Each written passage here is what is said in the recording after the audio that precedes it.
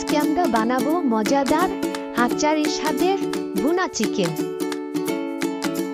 প্রথমে কড়াইতে তেল দিয়ে পেঁয়াজ কুচি দিব, একটু ভালো করে নাড়বো, নেড়ে বেরেস্তার মতন করে নেব।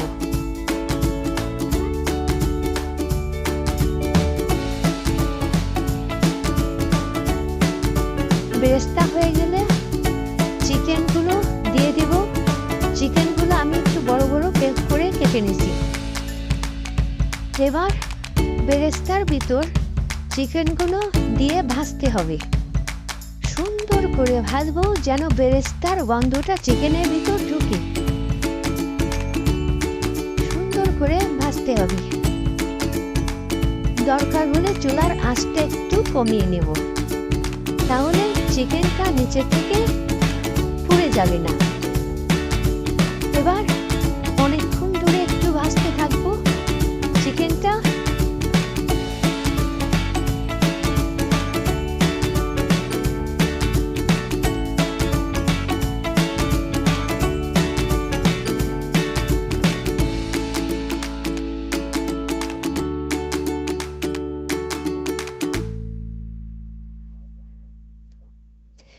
ভাজা হয়ে গেলে একটা বাটিতে কিছু পানি নিয়ে তার ভিতর একটু রসুন বাটা, পাঁচফোড়ন গুঁড়া, হলুদ গুঁড়া, একটু ঝালের গুঁড়া দিয়ে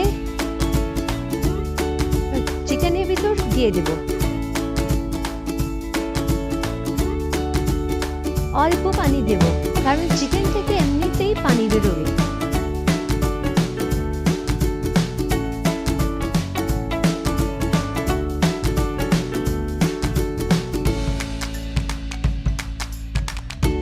এবার একটু নেড়ে দিব। এটা খুব সহজেই হয়ে যায়, খেতে আচারের মতন একটা স্বাদ আসে।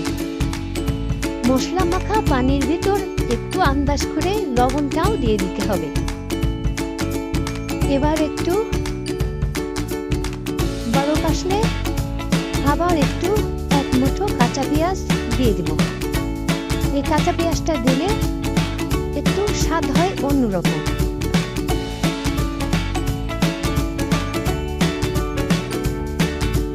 এবার যখন পানিটা একদম কমে যাবে, চিকেনটা সিদ্ধ হয়ে যাবে, একদম ভাজা ভাজা করে ফেলবো।